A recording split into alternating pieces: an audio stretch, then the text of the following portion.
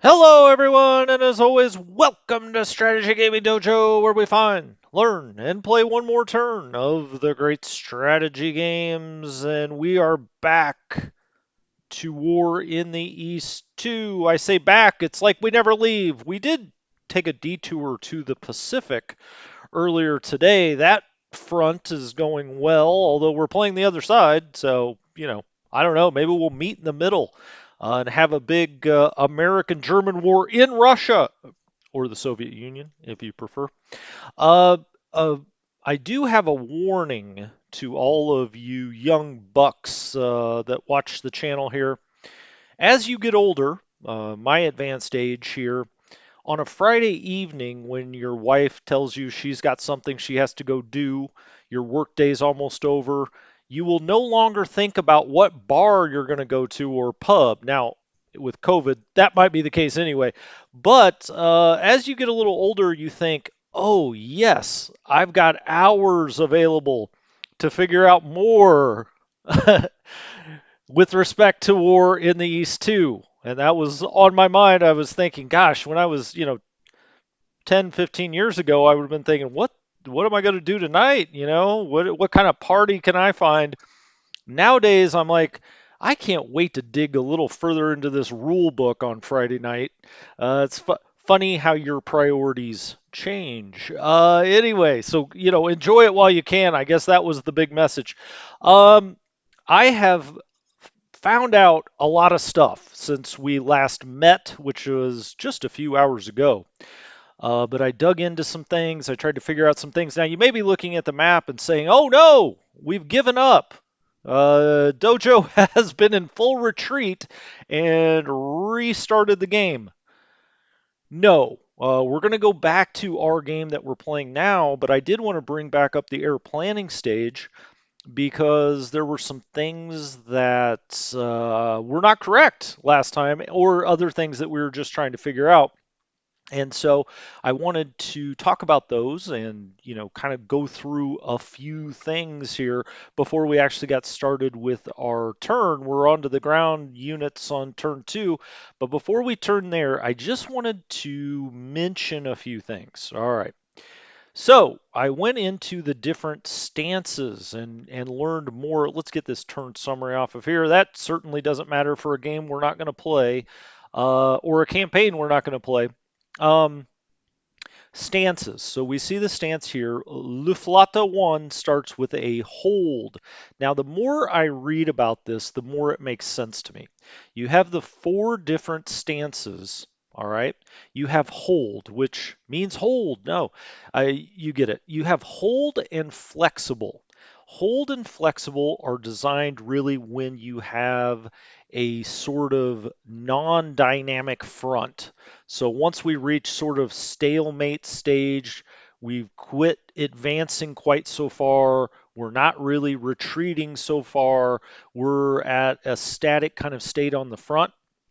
Then generally you're going to want your Luftflottes and your Flieger Corps and the core level, what I call the core level air commands, to be at either hold or flexible. All right.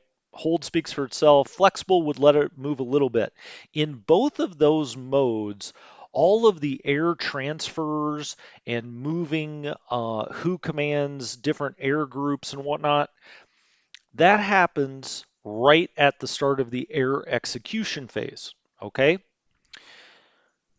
With advance or retreat, when you have those on, it doesn't happen until later, because with the advance and retreat, you're trying to actually move the commands and support your troops as they're doing that. And so all of those air transfers, the kind of things you think happen behind the lines, that aren't really offensive or defensive operations, they're more administrative operations.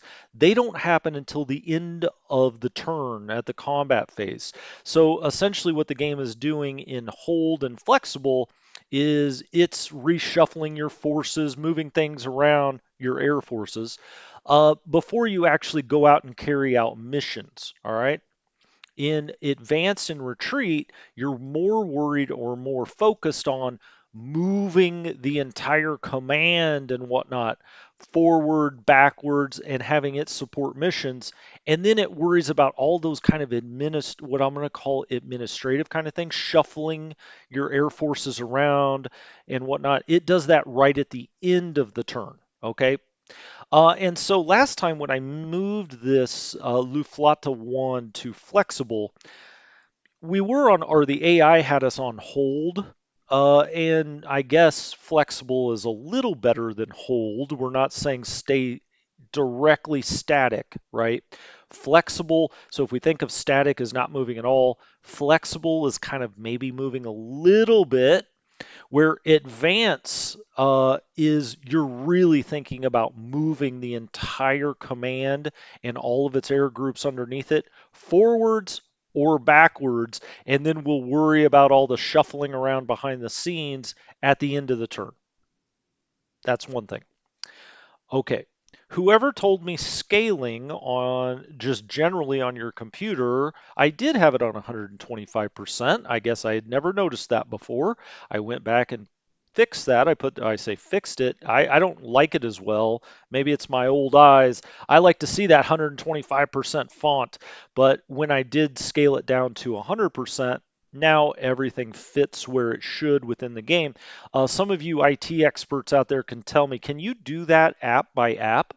It seems to me like a general change to your entire computer. I assume, or all the displays that you see, I assume it is universal in the sense that it would probably be very difficult for your computer to be scaling things at different percentages. Just asking though, if there is a way where I could just run this app at 100% and let's say Microsoft Word at 125%. All right, that's inside Dojo stuff there. Didn't have a whole lot to do with the game, except the representation looks a little bit better for me visually at 100% because everything fits where it should. I was having some run over and some bleed, especially when it got to some of the reports. Speaking of reports, well, let's say one more thing. I now have gotten an answer that I feel satisfied with about priorities. Now, there's two parts to this, okay? Just in general, priorities in this game operate at the very lowest level. So if you've got one infantry division, or that's not a good example. If you've got one infantry uh, corps headquarters at a 3 and one infantry corps headquarters at a 2, regardless of what the commands are above it are set at, that one that has 3 will get priority over the one that has 2. So last time we asked the question, do the priorities work like it goes to the Army group level, then the Army level? So once you set the Army group, if Army group North, let's say, is set at a 3, all right, but Army Group Center is set at a 2, does that in any way affect all of the things underneath it? Well, it does in the sense it automatically sets everything underneath it to a 3 or a 2, and you have to go back in and manually fix the other ones.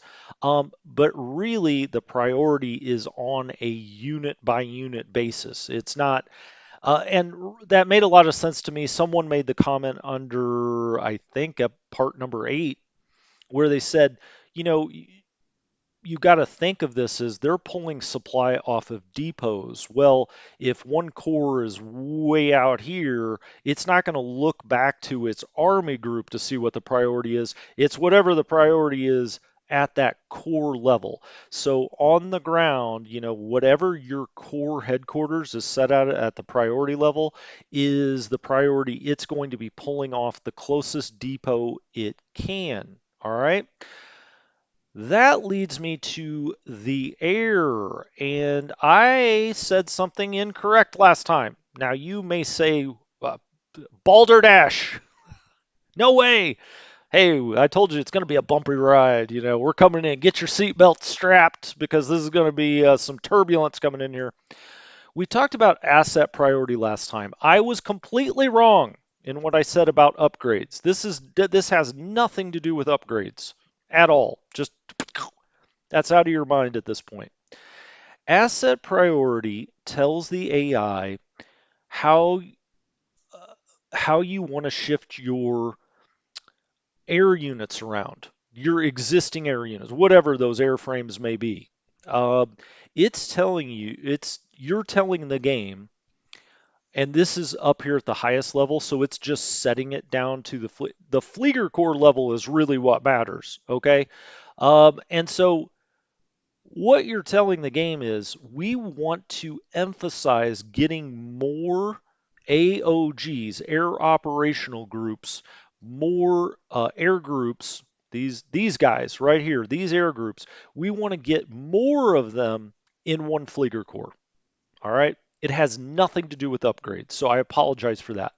Um, the asset priority is telling the AI shift more assets up into one Flieger core. Okay, so let's go down and look at KG1, for instance. You'll see it is automatically set. You cannot do anything with that. So you set this at the Flieger core level. Now you can put the Luftwaffe, you can set it here, and if we had more than one Flieger core here, those two Flieger cores would both go and be set, whatever you set the Luftwaffe to, until you actually drill down into them and then set them differently. All right. And so all that is at the Flieger or at the Luftwaffe level is an easy way to set the Flieger cores underneath. But what really matters are the Flieger cores because you can't set it at the lower level. It's automatically at whatever their Flieger core is.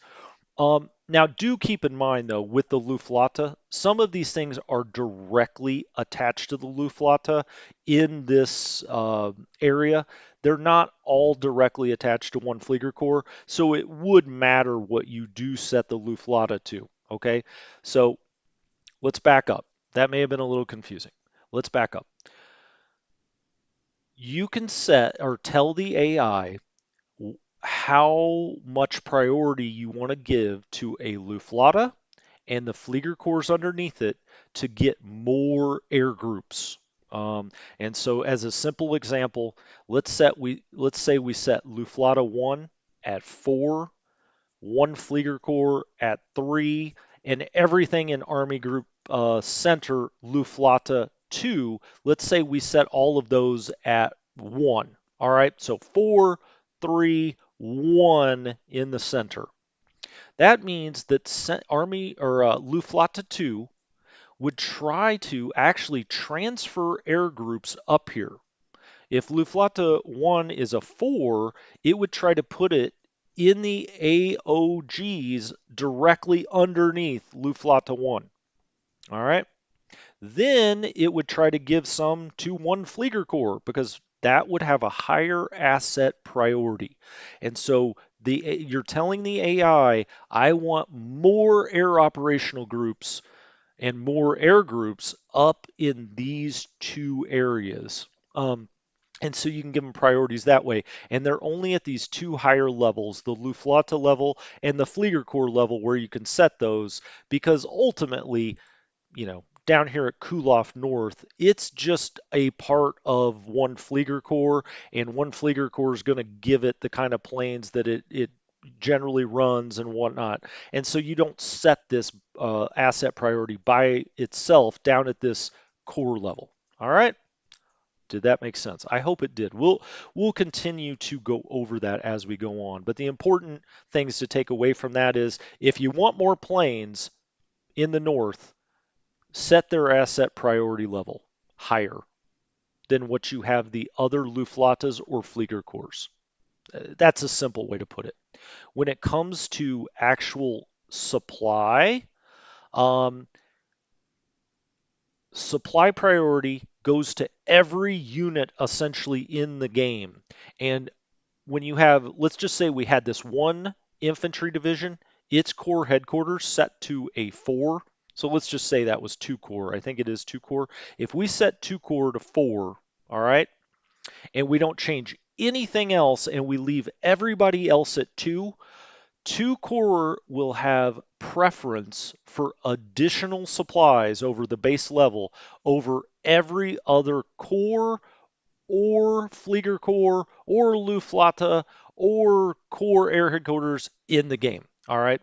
So supply priority is universal. It goes all the way down to the lowest level. Now, it doesn't go all the way down to the division. Essentially, the division is going to take whatever its core can get, but the core at the core level, you can set priority levels on those core headquarters, and that goes from infantry to panzer groups to air groups. Okay, and so that clears up a couple of those questions. So now that I've answered that, he says, I've answered it in my own mind. If you still have questions about it, I understand it. I understand that. And hopefully I understand this. And I wanted to get that straight before I even get close to making the tutorial for those specific things. And so I was really trying to drill down and make sure I understood it.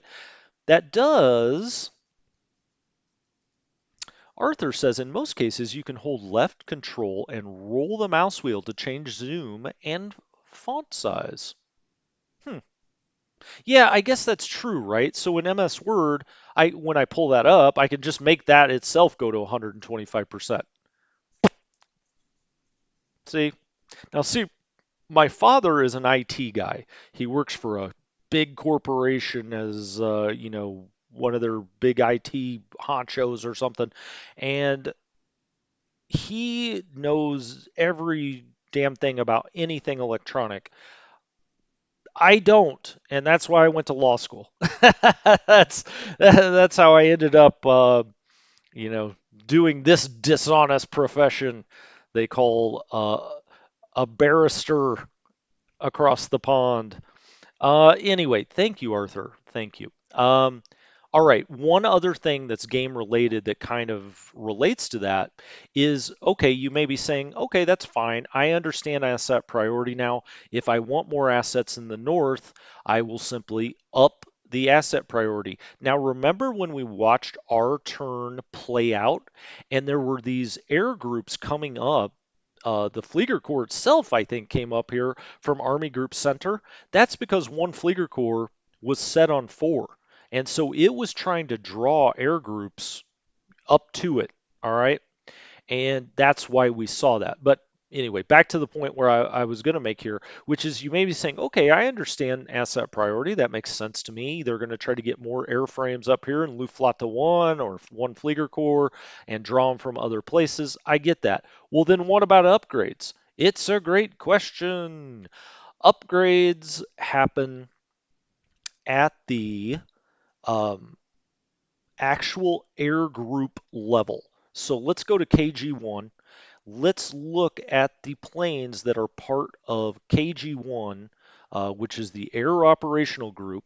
It has air groups underneath it, 3 of them, and they're located at 2 different airports. I made it sound like, hey, we're flying into LeBlue, hey, I can't wait to get on the beach. No, airfields. Let's go to the individual air group then. This is what controls upgrades, and you'll see aircraft change is the name of it. There is also replacements, and so you can set priority to this air group to get replacements if you want to. Aircraft change, you can do that manually if you want, and you can look here and say what's available to upgrade to. All right, and you can pick that yourself. Or if you're a little lazier, like me, you can put it to auto. Now, every air group in the game at the start is set to manual. Well, that could create a problem, right? Because I think a lot of us starting this game are trying to leave as much to the AI in the air war as we can until we get used to the game, right? So how do you fix that? Well, let's go to the info screens. Let's go to the commander's report. And this is often where you can do big general changes. And if we look up here on the tabs, we've got unit, headquarters, air, leader, battle, blah, blah, blah. We've got air, all right? As you see, here's upgrade. Every single air group is set to manual until we get down to the fins. The fins are on auto upgrade. So everything that's in your theater boxes is on auto, but everything that's on the map is on manual. And you may say, I have to change every one of those. No, you do not, my friend. You can go here and say change upgrade, and you can say auto upgrades, and they all change to auto, and it will just go sort of on the historical path.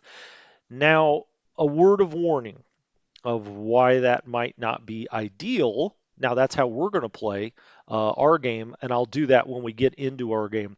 But a word of warning, this means that if for some reason you have an air group that's ready to upgrade, all right, but it's got really inexperienced bad pilots, and we haven't really gotten into pilots yet because again, you're starting to get into some way more advanced topics. But let's say that you do have a bunch of inexperienced, not good pilots.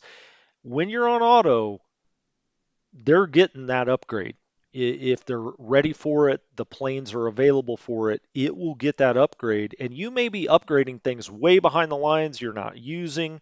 I mean, you get the basic idea, right? When you do a general thing like this, you just lose a lot of the specificity of the changes you can make. And so, but I would say when you're first starting out, you might as well put it on auto, normal replacements, because there's bigger things to learn and worry about at the start than that. Okay, those were the main things I wanted, or that I've kind of thought about since our last episode, and I just wanted to share with you because we had talked especially about that supply issue at the end of last time. And so it really is. Now, when we set, so for instance, when we set Second Panzer uh, to 4, you may remember that. Now that we're on the ground, we can go look at it. Last time, we set 2nd Panzer Group, all of it, to a priority level 4. Okay, well, let's go find 2nd Panzer. Get off the turn summary. Um, well, that's not it. Is it right there? Nope. Where is it? Hold on. Do I have Shift Z on? There it is. It's right underneath there. I said it and I was wrong. It's because that was stacked. I don't know why I'm having such a hard time finding this. Oh, because there it is. It was trying to go back. Okay, never mind. 2nd Panzer Group. We set the supply priority at 4. All right. And you may say, okay, well, good. Now we've got all of 2nd Panzer at a 4 because that's what it does. When you change it at this higher level, it makes all the ones underneath it change immediately. It's just a very easy way to get an entire command structure set a certain way. But as time goes on, there may be certain of these core headquarters that are a little further out front, a little further to the back. For instance, actually, 3rd Panzer is a better example. Remember last time these guys were out of command. Now they ended up doing okay. They've got like 30 movement points or 29, 31, 32. That's not great for turn 2. One way we could have maybe tried to affect that a little bit is take the core headquarters they're attached to. Now they're attached to a couple of different ones and bump their supply priority up so that any excess supply above the minimum, they were getting first pickings and they could have maybe sent those out. Now, this is going to take some trucks to get them out to here, and that's a whole different discussion. But the basic idea is you can start messing around down at the core level with these supply, and it does not matter what the Army or the Panzer Group level is or the Army Group level is. It all that matters is what each core level is. When you change them on those higher levels, it does two things. It changes everything below them, so it's an easy way to do that. If you want to do it that way, it also, those Army Group headquarters and the Army and Panzer Group headquarters, they need their own supply. So you're really, in some respects, you could probably change that headquarters down to a 1 or a 2 because they're going to be way back behind the lines in many cases at that level. And so they don't need a priority on supply to get it. And supply is pulled from depots. It's not pulled from the quote unquote railhead anymore. Although the depots do seem to line up kind of with the how the railhead used to go. I can tell you that. And so it's a little bit different system, but it's not like it's, from outer space or something. Now, when we take Minsk, we're going to want to set up a depot there, for instance. We've taken Kaunas. We should probably end up setting up a depot there. We turned that over to the AI last time. And also, I've been looking at these depots and their priority levels and how we should start thinking about doing those most efficiently. I'm not all the way there yet, and so I'm going to let the AI do the depot system for a little longer. I think we built one last time. I was looking around and I was saying, did the game actually build a depot? I believe it did. I think it built this one here at Brest-Litovsk. Um, I know we built at least one because we lost an AP point, and so we likely built this one. Another little quick tip. I said this wasn't going to be a tutorial, we're going to play the game. But another quick tip is in this game now, there's a real advantage to having your headquarters sitting on the depots. This black bar above the depots tells you what their capacity is. That goes up when there is a headquarters unit on that hex or a rail repair unit, strangely enough, sits on that hex. And so once our rail repair units catch up with our troops, we may want to go sit those down. So for instance, a good example of that would be Peskov in the north. Once our rail repair gets past Peskov, it kind of catches up with our troops, in this area. It may be best to take that rail repair and have it go sit in Peskov because it does give that depot priority, additional priority above the one that you set. Okay, hey, wow, that that was a spiel. You may say this guy needs to go into politics. How could you talk that long? All right, let's look at the chat really fast. Stanley, what's going on? Stanley's always giving me a hard time out there. Come on, Stanley. I'm going to set up that Discord channel. Now, we talked about that last time. You said you just stumbled in, so maybe you started drinking a little early on this Friday, mate. Although I guess it's late Friday night for you. Enrico, yes, that screen is there. And oh, you're talking about the unit upgrades and oil amount, etc. I think that's on the production screen. We haven't talked a lot about the production screen because you don't control it. It is interesting to look at, certainly. Um, this will change eventually. These all kind of change as far as what their production that's going to the Eastern Front. But you can go in here and find out all kinds of stuff. It even tells you how many you're down from the turn before. But since you can't control it, I don't know. I don't look a whole lot at the production screen, but it's there. It's there. It used to be that it was very important to the Soviets or the Soviet player, but now it's kind of automated, I think, how they evacuate their factories. It didn't used to be that way. It used to be um, a lot more manual. I guess they can still do it manually, maybe. I don't know. I don't play the Soviets often. Eventually on this channel, we're going to, though, and that'll be a lot of fun. Once we get through this grand campaign, I think we'll go back and play the Soviet side. Why not? Um, I've actually been tempted in this game, but I usually like to play the tougher side.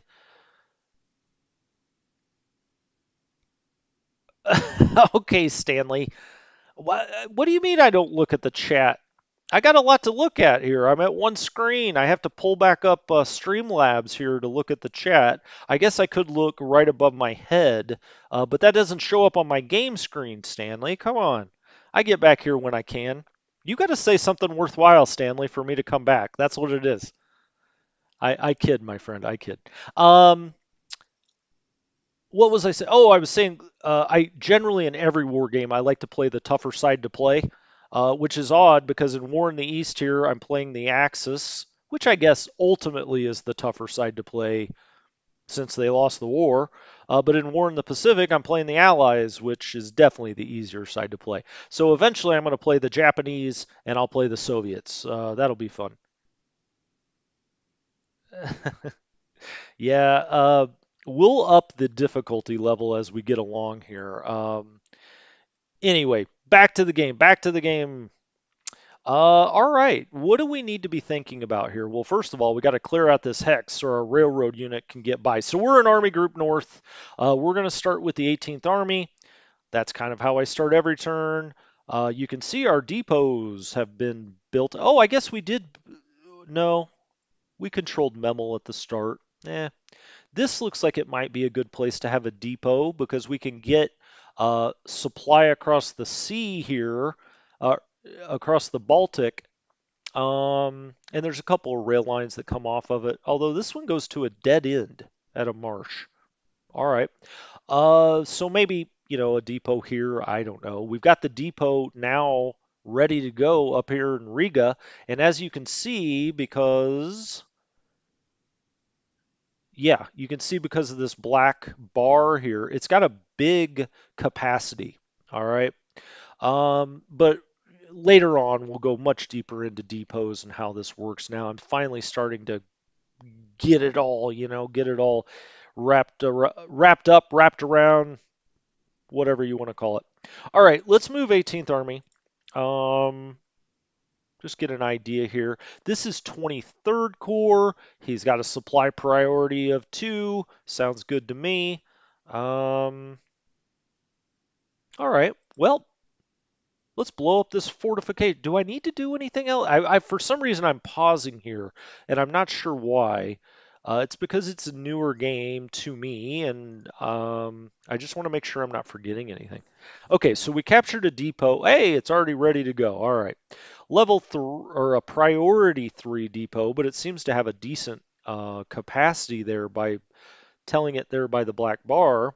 All right, so we'll walk into there and take the hex completely. I usually have this unit just kind of keep wandering up here a little ways just to make sure nothing's up there. But I think I'll actually send our security units now. Now, the question has come up in the forum, what the heck are security units for anymore? Because the Soviets have a theater partisan box. I haven't got to the part about partisans yet, but it's going to be interesting if that changes what we do with our security units. For now, I'm going to play it straight up the way I used to play it and put them where we would normally have garrisons. If I had to guess, the Soviets maybe have a theater box for partisans, but also that could be affected by garrisons. What was the old? It was Shift K, right, where it showed you your garrison levels that you needed. Do I control anything that would need a garrison yet? Sure I do. Let's click on this. I mean, we control Vilnius, right? It used to be Shift K. Let's go up here to the hotkeys.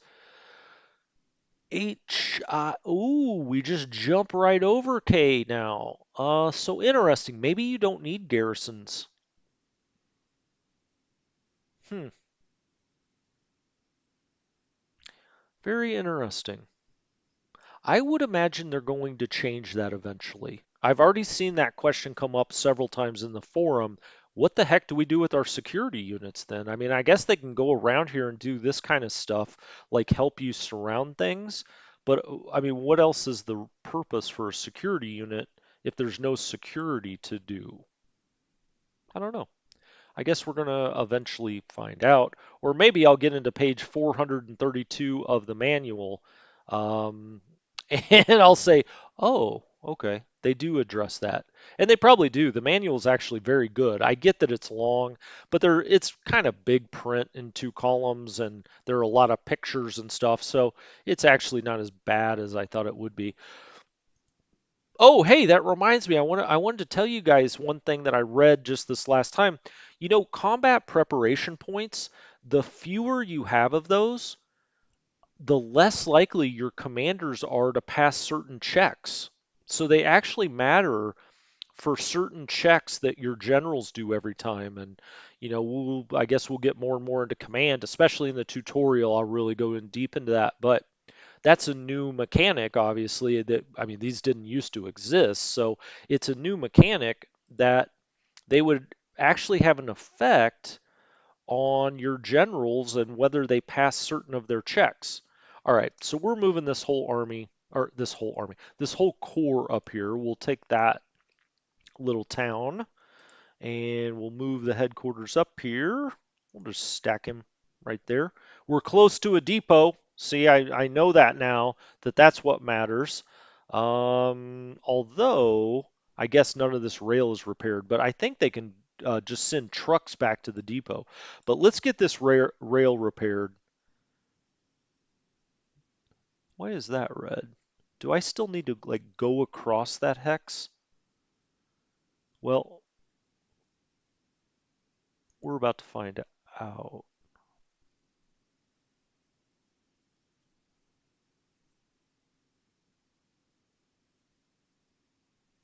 Oh wow. Okay.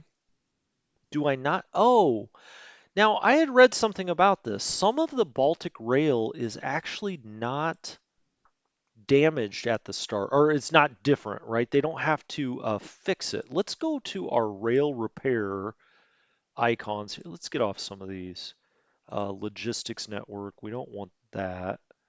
Um, that's it, right? Fort levels, rail. Oh, it's probably that railroad thing. Oh, okay. Well, we didn't fix this last time.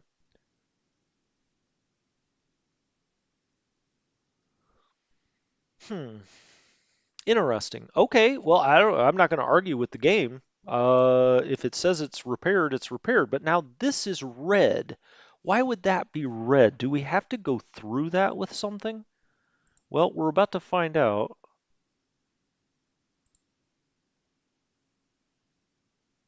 Oh, let's get off of that. Oh, now I can do that. All right. So we can't repair that. He can move into this now. Okay, so when you're on this railroad thing, you can't move your units. All right. I guess that was the same in the old game. Um, Now we start repairing. Do we not have to repair this one? It's showing us we can't. Let's get out here again. Why did I hit on that? Fort level, for some reason, that's the icon that used to come up for rail repair out on the map. And I think that's why I keep looking at it. Now this is showing yellow. Hmm. Well, I haven't gotten to the railroad repair section yet. This is different for certain. Do we only have to repair the ones that are in red? Probably. Probably. Which leads me to believe maybe I should have come up this way. And I may still at some point.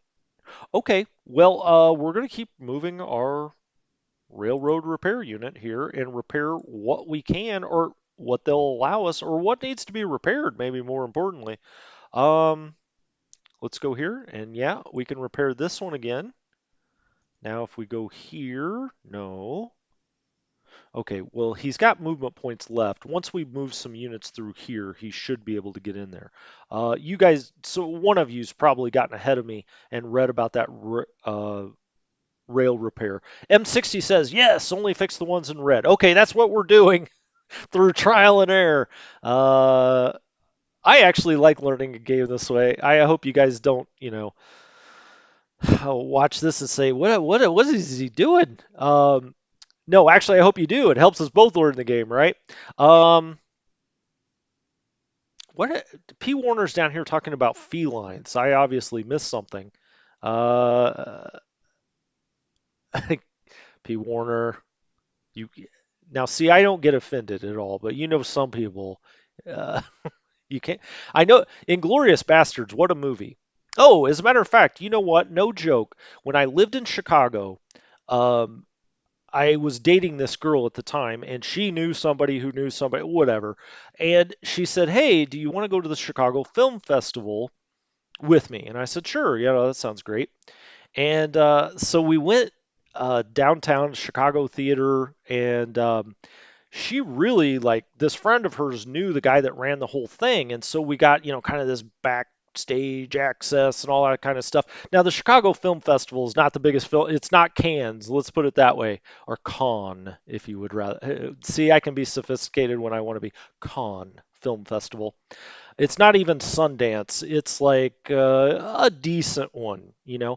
But it just so happens that Inglorious Bastards was going to be coming out soon, and I don't know how they got him, but they got Tarantino to come to the film festival and answer questions and do all this. So I got to watch Inglorious Bastards with Tarantino, like, I don't know, 3 or 4 rows in front of me with this like 6'2" blonde supermodel as his date. Unfortunately, that wasn't my date. That was his date. But yeah, I mean, he's a quirky as hell fellow if you've ever seen a interview with him. But yeah, he stood up there and answered questions from like film students and whatnot for like an hour. It was pretty cool to like watch the world premiere with him. I have not seen Fury. And I actually like Brad Pitt. I mean, I know some people don't like Brad Pitt. I like Brad Pitt. I'd have to say Fight Club's one of my favorite movies ever, but that's such a guy thing. My wife, I tried to get my wife to watch Fight Club, and she was just like, "This is not my kind of movie, man." I was like, "All right, all right." Okay, enough side light stuff. Let's move some units through here so we can repair the hex. What do you say? Okay. What's lighting up yellow here? Oh, got it. Okay. So one core underneath the generalship of Walter Model, which is going to be kind of our main attack force once we get up here. Look at these guys run, would you? They can get all the way up here north of Riga, which is exactly what we want them to do, right? I've been talking so much, I haven't been thinking strategy. Sure, let's get them going. Plus, I think this depot is going to start getting supplied. I almost feel like, okay, and you guys can tell me, I'll be figuring out more and more the min-max of it all, but it seems to me you would want all of your depots back here to be set at a 1 or a 2, and you would want Riga at a 4, you would want Minsk at a 4, you would want Kiev at a 4 and draw it all out as far as you can get it. Am I wrong about that? I might be, but it seems to me that's how you would do it. Oh, this guy was in. Got it. He was in 253rd, but it doesn't really matter. He does not have to be in command for supply. Well, yes, he does. Hold on. Let's get him. Let's get the headquarters up here. Or could I click on him and undo that? Nope. See, I was talking too much. I thought this guy was in one core. That's all right. Um, let's see. One, two, three, four, five. Right. Okay, well, he's going to be far away no matter what. Let's put the headquarters up here. He's going to be a little out of command. My bad. Um, it's not going to affect anything. Not really. All right, let's get, now this actually is one core, so let's go. And actually, I'll just switch him over to one core when we get across the river. So that'll take care of that problem. I want Modal to have all that he can have anyway.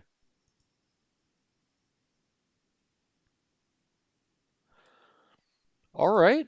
Roll on, sweet chariots. Let's get all these guys across the river. All right, excellent. And now I'll just move Modal up, let's say here. Okay. He is now 16 of 15, though, so I actually don't want him that far. Is that 15 of 15? It is. I want to keep this army group sitting directly on this depot. It's like our biggest depot up here, and that juices it even more. This should be fine, and then we'll just take this unit and put it in one core. Excellent. All right. I want Modal to have as much as he can have anyway, so that all worked out to our benefit. This headquarters, He's got 3 divisions, so 6 of 9. This is Schubert. Schubert's a 5.56 with a 5 on the ground. Yep, he's perfect for kind of being the mop-up crew back here. Who do we have here? This is 26th Corps. That's Wadrig. He's an average general. Well, he's a little better than the other guy. 5.56 with a 6 on the infantry. So, okay. We'll move him a little bit this way. Now, usually you have to deal with a lot of units that were trapped either originally or have retreated to this line. We haven't exactly seen that yet, so whatever. I'm not going to worry about it. I'm actually, eh, these guys I usually take just dead head north. Um, let's get off this for a minute. Put it on the infantry. I do want to clear these hexes from Soviet control, but I think we can do it with this SS unit back here. Um, all right, he can get across the river as well. Let's do it. Let's hit the spacebar. Off he goes. All right, doesn't command anything else, so all of them are across the river. We'll just put their headquarters here on the other side of the river, so they're still in command here. I'm going to move 18th Army Command up to Riga next time so it sits on that depot. I'm min-maxing the heck out of this thing. All right, these guys then. Well, that's not the one I want. I want this one. He's only commanding. I say he. It's this guy Von Chapuis. Um, he'll be the one that clears these units clears these hexes for us. Let's make sure. Oh, wait a minute. I'm on the headquarters. There we go. 58th Infantry Division. There's only one unit. Ooh, I wanted to get. Oh, it did clear. Okay. Now let's see what else we can do with the railroad guy. This is interesting, this new idea that you don't have to repair every hex, and you can kind of tell whether, you have it over here that, and oh, also, I guess this red right here would tell me too, huh? Those have to be repaired, but of course we don't have enough points once we get up here. Okay, that's fine. Um, well, now that we can move a lot farther with railroad repair, I'm tempted once I get to Riga to turn around and try to get this rail repaired as well with my main unit. I don't know, just something to think about in the future. Um,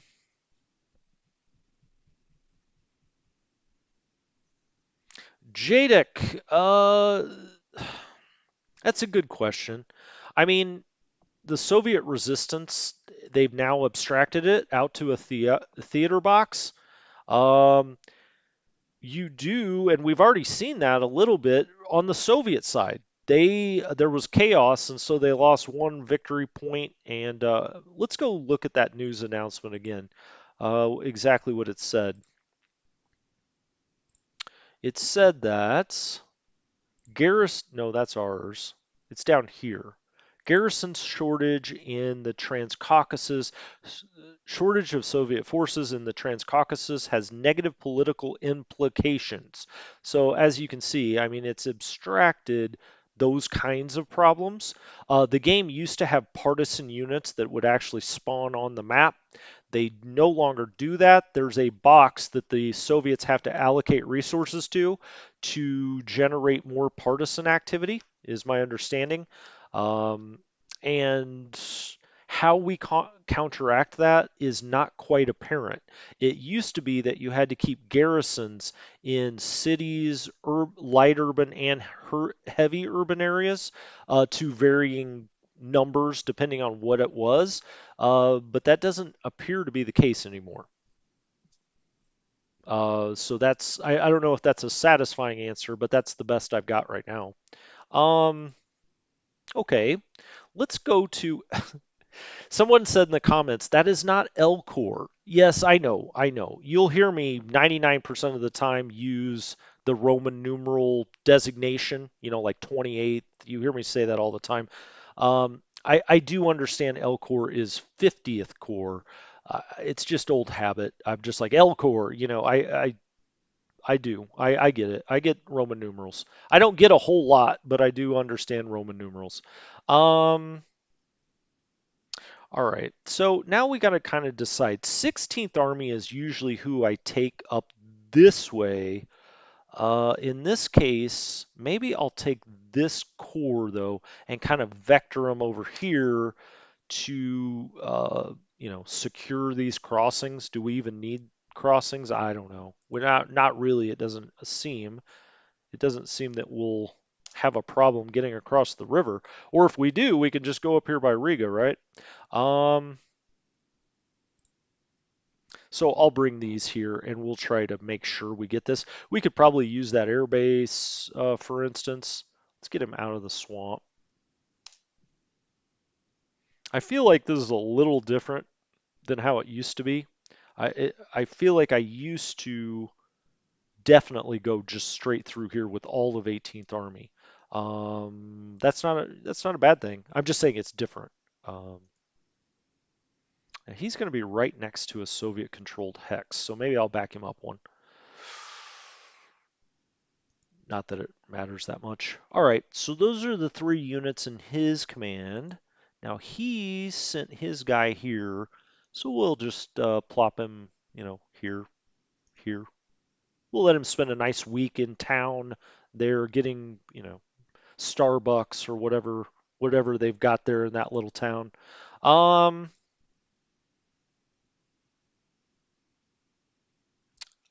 Frostbite. All you did was a railroad repair, right? Well, it did have an outsized effect on that game. Well, I say outsized. I mean, it had a huge effect on the war, right? But yes, there was some monotony to controlling those railroad units, and they were incredibly important. That is for sure. Now, they're still important, but the game has changed in some fundamental ways when it comes to logistics, and it's a learning process. What did I say last time? Teachable moment. That's my favorite buzzword, right? Well, you make a mistake, it's certainly a teachable moment. Um, Now you see we've got our automatic railroad repairs going out here. If you're not particularly familiar with the first game, these come out of your Army and Army group headquarters, and they're attached to them. They're like support units. They're some of the only support units that you'll actually see on the map. They're construction units that will be going along and repairing well, I'm going out here on railroads. They will be repairing secondary rail. Construction units will also help build depots and airfields. Now, that's something we didn't have to do in the last game, is actually build our own airfields because we could move them around as if they were units, strangely enough. But yes, in this game, those construction units are really controlled at the Army and Army group level, and they come out from them automatically. There's nothing you have to do with them other than you could lock them at certain levels if you wanted to.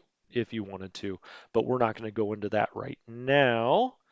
Um, they're also probably incredibly scared of this Soviet 13 defense, which means it's probably got a 6 or 7 attack. They're probably terrified. Like, why are you sending me out here to repair the rail with this Soviet division this close? Now that division is isolated. We didn't look at that at the start of the turn of things that are isolated. Supply priority. There we go. It's that one. Yeah, you can see it's in red, so it's isolated. So it's got actually probably less strength than it's showing. It may have what would be the equivalent of 13 combat value if it was at full strength, but likely not now if it didn't get any supply the last turn. Okay, so now we've moved 18th Army. That was fun. I'm going to keep the 18th Army main headquarters here. I think everybody's on side, as I call it. I'm going to get this away from the Soviet hex. Let's do that. Let's move him back one. Now that we've moved the other division that was going to be out of command is back in command. Let's move it. Let's move him right down here. As longtime watchers of the channel know, I put these headquarters on railroad units. It doesn't matter, or railroad hexes. It doesn't matter. I understand it's not fixed yet, so it wouldn't matter anyway. It's old habit. All right. Well, let's move these security units over here and say hello to this guy. We might as well use them both. And we might as well do a deliberate attack with security units. Oh, yeah, he just surrendered. He was completely isolated. 9,745 men. Wow. Okay, well, that's how we're going to use security units. Either that to do that or clear out Soviet hexes that are left behind the line. Until I know that you need a garrison, and I no longer see a garrison or a way to see if you've met the garrison level, I'm going to go as if we don't need them. Now, I find that hard to believe, and that may be something they change because I don't really understand why you wouldn't need garrisons or why you would have security units on the map if you don't need them. All right, that's my speech. That's my TED talk for the day. Uh, that's right, Arthur. I say that every damn episode. I'll stop saying that. There's a lot of new people on the channel now, so I just thought I would uh, let them into the recesses of my mind and how it's stuck in its ways of putting it on the railway on the run railways. No, P. Warner, they don't make portable runways, which was always the most ridiculous part of the first game when you were moving the airfields around. I get it, it was abstracted, but it seemed a little weird, didn't it? M60 says yes, theater box are. Uh, Right. These are our reserves, though. I mean, on the Soviet side, partisan. Oh, are you talking about something different? I don't know. I was talking. I still had my mind on partisans. I don't know if the discussion had moved on from that. Um, Now we got to talk about 16th Army. I sound like your dad. You know, he's just caught you drinking for the first time, son. Now we got to talk about 16th Army. Um, Well, I've got to say, I took them a little further east than I usually do. I'm not sure if that was a good or a bad thing, but maybe it's just the reorientation of the map. But it doesn't really look like there's a whole lot for them to do until they get across the river, at least not from what I can tell by recon purposes. So let's just get them moving up here to what I always have as my bridgehead. But I may actually take them a little further east here, which seems awfully close to Vitebsk. Now, eventually, I have a move east into Vitebsk, but maybe this time we just do it right from the start. It's fine by me. Um, I'm really, I know it doesn't matter, but I want to clear those Soviet hexes because given the new logistics of the game, I just don't want to be in a spot where I have one that's not cleared and I should have cleared it. All right, we'll move him up there. Now these guys. We'll move up just to the east of them. These guys, they're the 123rd Infantry Division here, part of the 28th Corps, not the XXVIII Corps. I think just to annoy you guys, I may start doing that every time. No, I wouldn't do that. I would never do anything to annoy you guys. You guys are the best. Um, all right. I'm not sure. Again, it's the first time through, so you're kind of fumbling around in the dark. I could make a joke right now, but it's a PG-13 show. All right. Fumbling around in the dark. That's what I'm doing. Okay. That all looks good. I guess I could take this out with an infantry unit. I'm going to probably bring something from Ninth Army up here to do that maybe though, because I want to keep these guys moving along. So I'll just keep moving 16th, and we'll put them over in this side of them a little bit, maybe even stack. Okay, they're all in command. All right, I think that all looks good. Now then, we've got this railroad unit. Okay, this one needs to be repaired. I just got excited because it was a hex that needed to be repaired. This is interesting. I did read that in the manual that some of these in the Baltics no longer needed to be repaired, but I guess I just, visualizing it and seeing it on the map was a little weird for me. Or I guess whatever I was doing up there, maybe that was a little awkward for everybody since we're talking about fumbling around in the dark. Okay, RRC. Let's zoom that in again. It's hard to see there. Okay, that takes us right into, what is that, Karmaleva? I totally butchered that, my bad. Okay, actually, we didn't need to do that. Can I undo that turn? Yay, I can. Well, wait a minute. Oh, okay, we just don't need to repair it. But we do need to repair this, so we'll do that. I like to have both hubs out of Kaunas, but I guess it's actually out of I don't dare do it again. Karmaleva.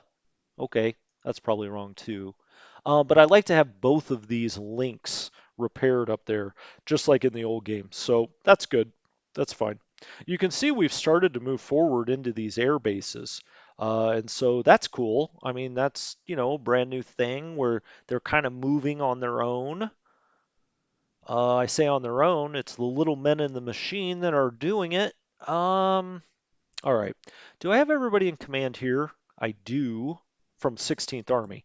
I want to put him on top of a depot if I can, but I'm not sure if there's a depot over here to put him on top of. Uh, let's do logistics. Maybe that would help. Okay, here's a depot. Is there any out to the east? I don't see any. So I'm going to move him right there. I'm going to put him on top of the depot, and evidently, oh, it already happened. I've got enough movement points to do this, right? Oh, yeah, he's got plenty. He moves off the depot, and you see that black bar? It's down here. Gosh darn it, get off of that. Get off of that. Okay, see the black bar there? That's capacity at this depot. Right now, it's kind of kind of forget about the four. That's the priority of shipping things to that depot. That's the priority of it. That's not the size, okay? And I that can be confusing. The size, I was about to say the size is that big black thing, but it is that big black bar there is the actual capacity of the depot. And when we move here, it has extended. And so now that depot has much larger capacity. Anyway, all right. I'm just going to move on. I don't want you guys to think I'm still in eighth grade. That's ridiculous. Um, Okay, so we've got 16th Army that has moved quite along there. It's looking good, looking good. It's almost like we're experts at this game so far. Now, what I've been told for people now that have had the chance to play on is that your early situation is even better than it used to be, but your kind of mid-game situation is worse than it used to be. So once you get out here, you don't have any combat prep points, and you really start hurting for supply until you get these depots built up or more depots built. That's my understanding, or that's what I've heard anyway. What do I know though? I just know what other people have told me. All right, so we've repaired the rail. We've got our two armies now on depots, which is a new idea. I kind of like it, actually. It makes sense to me. You've got 10,000 men here to help the logistics of the depot. You see, this depot has a large capacity here at Riga. This does as well. Now, we didn't leave any. Why did that just turn blue? Oh, I guess they all do in logistics phase. Maybe that or on the logistics map. I don't know. I don't know. I'm gonna get out. Okay. I guess maybe all the hexes when you hit click on something. How did I not notice that before? So if I click on that, it's now blue. Okay. Easily confused, boys. Easily confused. All right, I think we're down to moving our fourth Panzer Group then. Well, all of this being known, I'm going to move the fourth Panzer Group headquarters up to Riga, right?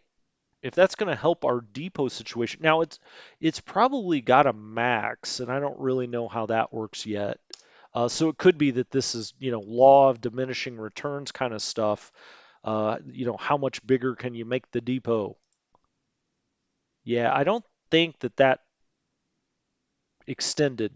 Um, and so I don't know if we got any more capacity. I guess I could have gone and looked. Now, one way you can go look, all right, is if you're on the town, you see Riga up here, you can either do it from, I believe, can I click on this? No, I can only set the priority here. All right. You can also go look at the airfield here. This is a new area, sort of. You can look at the Okay, we don't want to do that. We'll get into import and export ports. Now, if you're a fan of Seinfeld, I could make a Vandelay joke. I'm an importer exporter. Riga. All right, Riga. This is where you can go look. All right. So this tells you some information about Riga. Um, so you can set the priority here from 0 to 4. You could disband the depot. You can assign AA or construction. Now you can assign construction units to the town as well. You can go look at the air base. All right. How do I look at the depot? Do I have to be in logistics mode to look at the depot?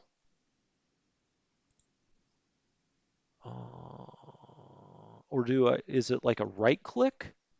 No. I don't want to be on that unit. Maybe that's part of the problem. Oh, here we go. Okay, so this is Riga. The hex, it's urban. Build a fortified unit. Here's the size of the town and the port, the air base. Um, wow. Okay. Map info, info screens. I want to know more about the depot. What if I click here? Okay, I don't want to click on the units. Oh, okay. Now, when we just right click on the town, it has a depot. It's an import port, which means it's bringing supply in. Now, you can have ports that are import ports or export ports. We'll get into that some other time. Rail, logistics, freight, stored, sent out. Oh, capacity. Hey, Eureka, Eureka. Capacity is now at 60,000. Okay, let's do an experiment. Um, let's take, he's still got 26 movement points. So let's click off that unit. Let's click on 4th Panzer Group. I'll just move him here. I'll just move him here. There we go. Okay, so 4th Panzer's out of that. So the capacity was 60,000 at that depot. That may not mean a lot to us at this point, but we'll get there. Can I do it from here, actually? No. Okay, I just wanted to make sure. Um, how did I just do this before? What? What? What? Can I go to Riga and see it? No. Oh, I said Eureka a minute ago. I thought I had it. Oh, maybe I do it on, or is it just in the pop? Oh, it's just in the pop-up. Oh, come on. Sometimes it's made out of wood. I got it.